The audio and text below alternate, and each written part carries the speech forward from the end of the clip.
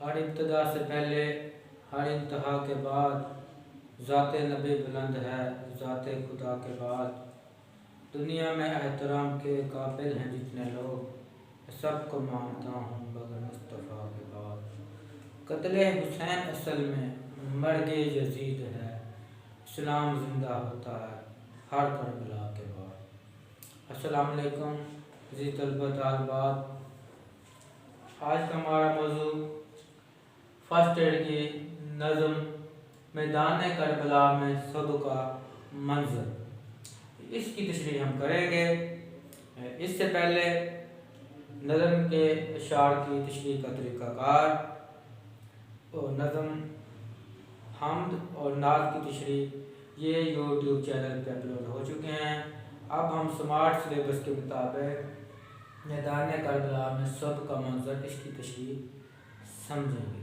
अगर आपने पहले वो लेक्चर नहीं देखे तो वो ज़रूर देखें, उनमें बहुत तफसील से बात बताई गई है अशार की तशरीह का तरीक़ाकार। बोर्ड पैटर्न के मुताबिक सवाल नंबर 2 होगा और ये 2 हिस्सों पर मुश्तमिल होगा, जुज़ अलिफ और जुज़ बे। जुज़ अलिफ जो है ये नज़म के अशार की तशरीह और जुज़ बे गज़ल के अशार की तशरीह होगा। जबकि आज हम 10 नंबर की तैयारी के लिए नज़म में से अशार की तशरीह पर बहस करेंगे और समझेंगे कि एक अच्छी और म्यारी तशरीह में किन बातों का ख्याल रखना चाहिए। सबसे पहले शायर का तारफ़ देखते हैं। मीर बकर अली अनीस 1800 ईस्वी में ये पैदा हुए हैं और 1874 ईस्वी में इनकी वफ़ात है। दिल्ली में पैदा हुए, लखनऊ में सुकूनत रहायश पजीर हुए और फिर मुमताज़ और मुनफरिद मर्सिया निगार है। आपको मर्सिया निगारी में ख़ास मुकाम हासिल है।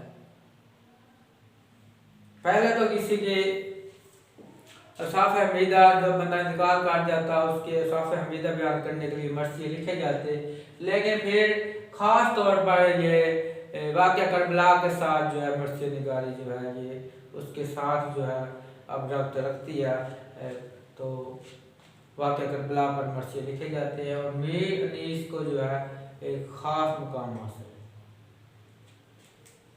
उम्दा मंजर निगारी, बहुत उम्दा मंजर निगारी करते हैं। मुनफरिद असलूब और शिद्दत तासीर ये इनकी शायरी की खुसूसियात हैं। मर्सिया का तारफ़ में देखें, मुसद्दस की शक्ल में तवील मर्सिया है। मुसद्दस ऐसी नज़म जिसके हर बंद के 6 मिसरे होते हैं, तो ये भी हर बंद के मुताबिक 6 मिसरे पर मुश्तमिल है, इसलिए मुसद्दस की हैयत में है, शक्ल में है। सुबह के मंजर का बयान, वाक़या करबला में देखें ये सिर्फ वाक़या करबला में बयान नहीं हुआ है बल्कि सुबह का मंजर बयान हुआ है। लेकिन जब हम तशरीह करेंगे तो इसकी तशरीह इस तरह होगी, इसको वाक़या करबला के साथ मरबूत कर देंगे। अगर ऐसा नहीं होगा तो फिर आपके तशरीह में नंबर काटे जाएंगे। तो एक ही शेर ऐसा आएगा जिसमें वो वाक़या करबला का जिक्र है, लेकिन हम इसकी तशरीह इस तरह करेंगे कि वो वाक़या करबला के साथ मरबूत हो जाए, क्योंकि शायर ने मैदान करबला में सुबह के मंजर की एक फर्जी मंजर निगारी की है। दिलकश मंजर निगारी, सुबह के वक्त परिंदों की हमदोसना।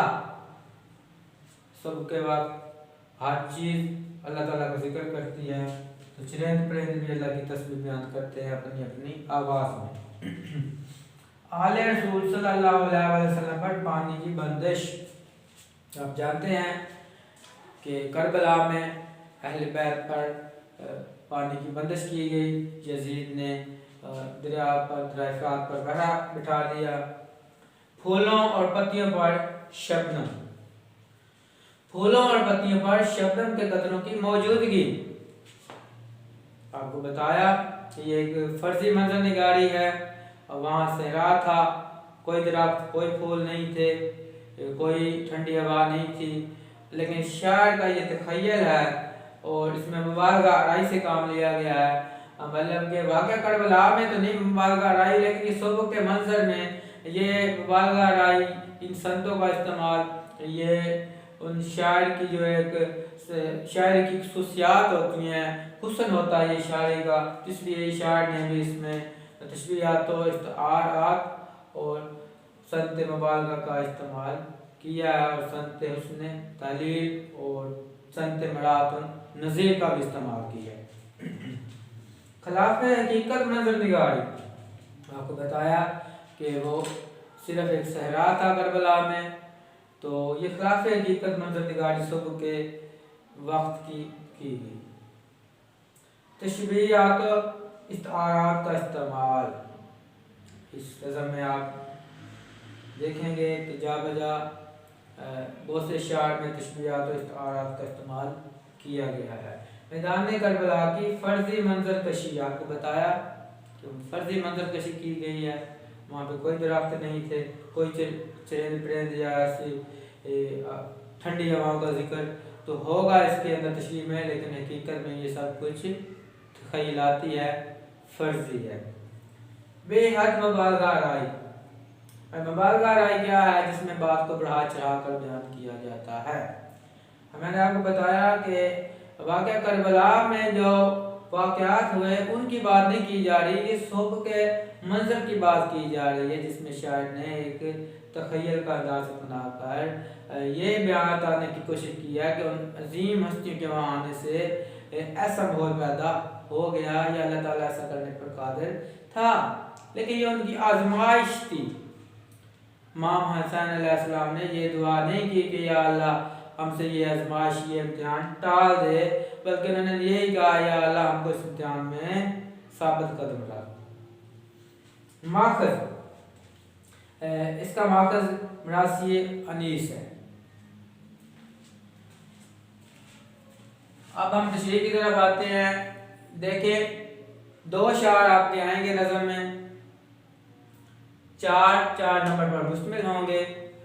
यहाँ पे शायर का नाम और नज़म का नवान ये भी एक नंबर पर मुश्तमिल है। वो भी आप लिखेंगे कि शायर का नाम मीर बबर अली अनीस, जैसा किताब में लिखा हुआ उसके मुताबिक, और नज़म का नवान भी आप बताएंगे मैदान करबला में सुबह का मंजर। अलग से बताएंगे हेडिंग बनाकर। कुछ बच्चे तशरीह के अंदर लिख देते हैं, मुमतहिन की नज़र नहीं पड़ती और नंबर ज़ाया होने का इम्कान होता है। अगर आपके पास किताब है तो पहला बार देखते हैं मैदान करबला में सुबह का मंजर। ठंडी हवा में सब्ज़ा सहरा की वो लहक, शर्माए जिससे अतलस से जंगारी फलक। लहक दरख्तों का, टहनियों का, शाखों का झूमना। अतलस कहते हैं रेशमी कपड़े को, और ज़िंगारी फलक से मुराद है आसमान की नीलाहट। वो झूमना दरख्तों का, फूलों की वो महक, हर बरगे गुल पे कतरा शबनम की वो झलक। वो झूमना मस्ती में हिलना, महक खुशबू। बर्ग गुल का मतलब है, बर्ग कहते हैं फूल की पत्ती को, और गुल का मतलब फूल, फूल की पत्ती। कतरा शबनम, शबनम के कतरे, ओस जो सुबह के वक्त गिरती है। झलक नज़ारा। हीरे खजले थे, गोहरे यफ्ता निसार थे, पत्ते भी हर शजर के जवाहिर निगार थे। खिजल थे शर्मिंदा थे, गोहर कीमती मोती, जवाहर निगार अमरसा जराव। जैसे कोई जवाहर जो है वो सोने चांदी का काम, हीरे मोती टांगने वाला जो है बड़ी नफासत के साथ उसका काम करता है। इसी तरह शायर ने इसमें भी आपको बताया कि इस नज़म में तशबीहात और इस्तारात का जिक्र किया है। ये इसका लफ्ज़ी मानी था। अब हम इसका बामुहावरा मफ़हूम देखते हैं। आप भी तशरीह करने से पहले उसका मुख्तसर मफ़हूम बनाएं, इससे अच्छा तासर पैदा होता है, अच्छे नंबर मिलते हैं। उसके बाद उसकी वजाहत तशरीह में आप करेंगे। ठंडी हवा में सहरा का सब्जा लहक रहा है, सहरा का सब्जा लहक रहा है, जिससे आसमान भी शर्माता है। दरख्त मस्ती में झूमते हैं, जबकि फूल की पत्तियों पर शबनम के कतरों की चमक से हीरे भी शर्मिंदा हैं। हर दरख्त के पत्ते ऐसे ही कीमती मोतियों से भरे हैं। पहले आपको बताया कि वहां पे एक सहरा था, ऐसा कुछ भी नहीं था, वहां पे फल फूल दरख्त नहीं थे, ठंडी हवाएं नहीं चल रही थी। लेकिन असल में शायर बताना ये चाहता है कि अल्लाह ताला की ज़ात इस बात पर कादिर थी, कादिर है कि जो दरख्तों पर शबनम के कतरे पहुंचा सकता है, वो अहले बैत के लिए पानी भी पहुंचा सकता है। वो ज़ात जो है इस बात पर कादिर थी कि बारिश शुरू हो जाती। लेकिन आपको बताया कि उनका इम्तिहान था, उनकी एक आजमाइश थी। अहले बैत नबी हज़रत इमाम अलैहिस्सलाम एक बार आसमान की तरफ हाथ अल्लाह ताला की तरफ देखकर हाथ उठा देते तो पानी की कोई किल्लत ना होती। लेकिन मैंने बताया कि उन्होंने ये नहीं कहा या अल्लाह हमसे ये आजमाइश ये इम्तिहान टाल दे, बल्कि उन्होंने यही दुआ की कि या अल्लाह हमें इस इम्तिहान में पूरा कर और हमें साबित कर रखना। ये उनका एक इम्तिहान था। तो वहाँ पर क्या है, हर तरफ जो है सब्जा था और आसमान भी जो है वो भी इसको देखकर जो है वो शर्मा रहा था। इस तरह से जंगारी फलक आसमान की नीलाहट को देखकर जो है क्या है, आसमान भी जो है वो शर्मा रहा था ये मंजर देखकर कि हर तरफ एक सब्जा ही सब्जा है और दरख्त जो है वो खुशी से झूम रहे हैं और फूल की पत्तियों पर शबनम के कतरों की चमक, हीरे भी शर्मिंदा हैं। हीरे आप जानते हैं कि ये मोती जो है वो चमकदार और कीमती होता है, लेकिन फूल की पत्तियों पर ऐसे चमक रहे थे कि हीरे की चमक भी मांझ पड़ गई थी। वो भी जो है शर्मिंदा थे कि शबनम के कतरे बहुत ज़्यादा फूलों पर चमक कर खूबसूरत लग रहे थे। वो फूल वगैरह और तो उसकी पत्तियाँ, हर दरख्त के पत्ते ऐसे ही कीमती मोतियों से भरे हैं। तो ऐसे लग रहा था जैसे फितरत ने, कुदरत ने जो है बड़ी सजावट के साथ इनको जो है इन पे मोती सजा दिए गए हैं और बड़ी कारीगरी के साथ, हुनरमंदी के साथ जो है ये मोती इन दरख्तों पर पत्तों पर चमका दिए गए हैं। तो असल में ये सारी चीज़ें, दरख्तों का झूमना, फूलों के पत्ती पर शबनम के कतरों का आना, ये हज़रत इमाम हुसैन अलैहिस्सलाम और अहले बैत और तमाम 72 जानसानों के लिए उनका इस्तकबाल कर रहे हैं।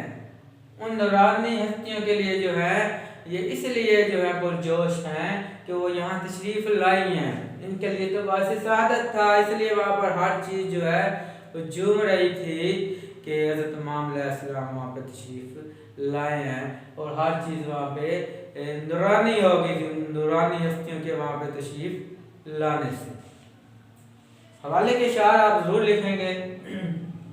हम ऐसे अहले नज़र को सबूत हक़ के लिए, हम ऐसे अहले नज़र को सबूत हक़ के लिए अगर रसूल ना होते तो सुबह काफ़ी थी।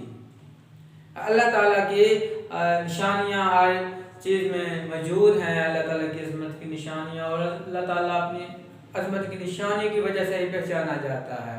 शायर कह रहा है कि रसूल आकर अल्लाह ताला से अल्लाह ताला की गवाही देते हैं, अल्लाह ताला और बंदे का राब्ता उसकी पहचान कराते हैं। लेकिन सुबह का मंजर ऐसा है कि इंसान जो है अल्लाह ताला के वजूद की गवाही देने पर, अल्लाह पर ईमान लाने पर मजबूर हो जाता है कि कोई ऐसी हस्ती है कि जिसने इतना खूबसूरत मंजर बनाया है। और सुबह का जो मंजर है वो अल्लाह पर ईमान लाने के लिए इंसान को जो है इस बात पर वादा करता है कि वाकई कोई हस्ती है जिसने ये दिन रात, सूरज, चाँद, सितारे और ये तमाम कुदरती मनाज़र बनाए हैं। तो कह रहे अगर फूल ना भी होते तो सुबह का मंजर ही काफी था सबूत हक के लिए, अल्लाह पर ईमान लाने के लिए। खा खा के ओस और भी सब्जा हरा हुआ, ओस शबनम के कतरे था मोतियों से दामन सहरा भरा हुआ। आपको बताया कि सरा के अंदर क्या है। अब फिर शबनम के कतरों ने जो है वो फूलों की पत्तियों पर जो इसलिए आए शबनम के कतरे, कैसे तमाम सैम उनका लश्कर प्यासा था तो उनकी प्यास बुझाने के लिए शबनम के कतरे जो है ये दरख्तों पत्तियों पर इसलिए गिरे कि अहले बैत जो है वो अपनी प्यास बुझा सके। उम्मीद है आपको पहले बंद की तशरीह समझ में आ गई होगी। अब हम दूसरे बंद की तशरीह समझते हैं। वो दूर और दश्ते सुहाना सा वो फजा, दर्राज कब तहियो ताउस की सदा। दस्त कहते हैं सरा जंगल, दराज छोटे परिंदे तीतर, और कब के कहते हैं चिकोर को। तेहू भी तितर की तरह का छोटा परिंदा होता है तितर, और ताउस कहते हैं मोर को। वो जोशे गुल व नाला मृगान खुश नवा, परिंदों का खुश आवाज, परिंदों का खुश आवाज़ें निकालना, खुश आवाज परिंदों के गीत कह सकते हैं आप। सर्दी जिगर को बख्शती थी सोबो की हवा। तो मफ़हूम देखिए इसका, वो खूबसूरत और सुहानी फजा में मुख्तलिफ खुशनुमा परिंदों का चहचहाना, जा बजा फूलों का खिलना एक खुशनुमा मंजर है। देखें इस बात के अंदर उसने दराज कब तेहू तऊस की सदा इनके आवाज़ें निकालने की बात की है। अगर आप इनका अलग अलग मायने ना जानते हो तो फिर आप बता सकते हैं कि छोटे छोटे खुशनुमा परिंदे जो हैं वो गीत खुशी के गा रहे थे, वो जो है आवाज़ें सदाएं दे रहे थे। तो ये भी आप बता सकते हैं। तो वहाँ पे क्या है, हर तरफ नूर ही नूर था उस फजा में। नूरानी हस्तियों के आ जाने से सारा जो है वो सिरा का मंजर बदल गया था, सुहाना हो गया था, हर चीज़ दिलकश हो गई थी। और तीतर चिकोर तीतर और मोर जैसे छोटे परिंदे जो हैं, छोटे बड़े तमाम परिंदे जो हैं वो भी खुश थे कि इन हस्तियों के आने से जो है हमें इनका दीदार नसीब हुआ और यहाँ पे जो है एक नूरानी फ़ज़ा पैदा हो गई है। और वो जोशे गुल फूलों का खिलना, उन कलियों का खिलकर फूल बनना, और मुर्गान ने खुशनुमा खुश आवाज़ परिंदों के गीत, वो तमाम परिंदे अपनी अपनी आवाज़ों में खुशनुमा आवाज़ों में प्यारी आवाज़ों में गीत गा रहे थे, उनका इस्तकबाल गा रहे थे उन हस्तियों का। सर्दी जिगर को बख्शी थी सुबह की हवा, तो उस वक्त ठंडी हवाएं और प्यारी हवाएं चल रही थी। आपको बताया कि ये एक तख़य्युल है, एक ख्याल है, एक मुबालगा राही है कि उन हस्तियों के आने से ये रौनक पैदा हुई। फूलों से सब्ज सब्ज शजर सुर्ख पोश थे, थाले भी नखल के सब्ज़े गुलफरोश थे। नखल कहते हैं दरख्त को, सब्ज़े गुलफरोश फूल बेचने वाली टोकरी। तो फूलों से सब्ज सब्ज शजर सुर्ख पोश थे, तो वो जो दरख्त थे वो फूलों से भरे हुए थे, और दरख्त के जो ऐसे लग रहा था उनके ऊपर जो फूल थे वो मतलब फूल बेचने वाली एक जैसे टोकरी होती है, तो थाले जो होते हैं ना वो दरख्त के नीचे इस तरह भरे हुए थे कि जैसे फूल बेचने वाली एक टोकरी होती है, वो टोकरी जो है वो फूलों से भरी हुई थी। तो बड़ा खुशनुमा मंजर, बड़ा प्यारा मंजर महसूस हो रहा था। हर चीज़ जो है वो हकीकत में दिल फरेब हो गई थी, और वहाँ का मंजर जो है वो देखने के काबिल था। हवाले की शार आप ज़रूर लिखेंगे। फूल है सहरा में या परियां कतार अंदर कतार, उदे उदे नीले नीले पीले पीले पैर हैं। जब फूल जब क्यारियों में लगे हुए होते हैं तो रंग बिरंगे के फूल होते हैं, तो ऐसा नज़ारा होता है जैसे कतार दर कतार परियां जो हैं वो खड़ी हैं, ये चल रही हैं और पौधे औधे नीले नीले पीले पीले पेड़ और उन्होंने मुख्तलिफ तरह के लिबास पहने हुए हैं।